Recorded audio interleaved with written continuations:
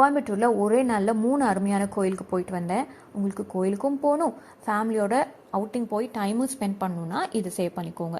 Morning 9க்கு கிளம்பி பெரியநாயக்கம்பாளையம் வழியாக போய் கோவனூர் ரீச் பண்ணுங்கள். அங்கேருந்து ஃபியூ கிலோமீட்டர்ஸில் உங்களுக்கு பாலமலை போயிடலாம்.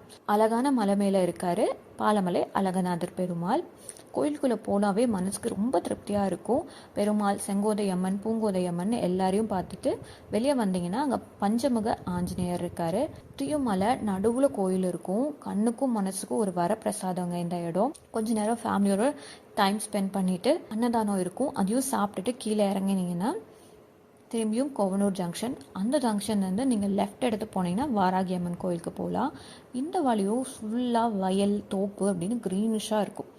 இந்த கோயிலில் வாராகி அம்மன், பாதாள வாராகி அம்மன், சனீஸ்வரர், ஐயப்பன், முருகர், பெருமாள்னு எல்லா சாமியும் இருக்காங்க. பொறுமையாக ஒரு சாமியும் கும்பிடு. அப்படியே வெளியே கிளம்புறப்போ ரைட் சைடு திரும்பினீங்கன்னா நம்ம வனபத்ரகாளி அம்மன் கோயிலுக்கு போகலாம். இங்கேருந்து ஒரு 20 கிலோமீட்டர்ஸ் இருக்கும். எப்பவும் போகிற ரோடை விட புஜங்கனூர் ரோடு வழியாக போனீங்கன்னா நமக்கு லெஃப்ட் சைடில் பவானி ஆறு ஓடுறதை பார்த்துட்டே போகலாம். ஆறுலேருந்து தண்ணி வரதை பார்க்கவே அப்படி இருக்கும். பட் கீழே இறங்க ட்ரை பண்ணாதீங்க, தண்ணி ரொம்ப ஃபோர்ஸாக வந்துட்டுருக்கு. சேஃபாக போயிட்டு வாங்க. வனபத்ரகாளி அம்மன் கோயிலில் ஆடி குண்டம் திருவிழா நடக்குது. ஸோ நிறைய புதுப்பிச்சிருக்காங்க. ஆஃப்டர்நூன் டைமில் கூட்டம் ரொம்ப கம்மியாக இருந்துச்சு. ஸோ மனசார சாமியை கும்பிட்டுட்டு ஆத்தங்கரைக்கும் போய் வேடிக்கை பார்த்தாச்சு. ஆறு, மலை, காடுன்னு எல்லாம் சுற்றி கடைசியில் மெயின் ரோடு வழியாக சேஃபாக 6 o'clock வீட்டுக்கு வந்தாச்சு. நீங்களும் போயிட்டு வாங்க. நாளைக்கு பார்க்கலாம். டாட்டா, பாய்.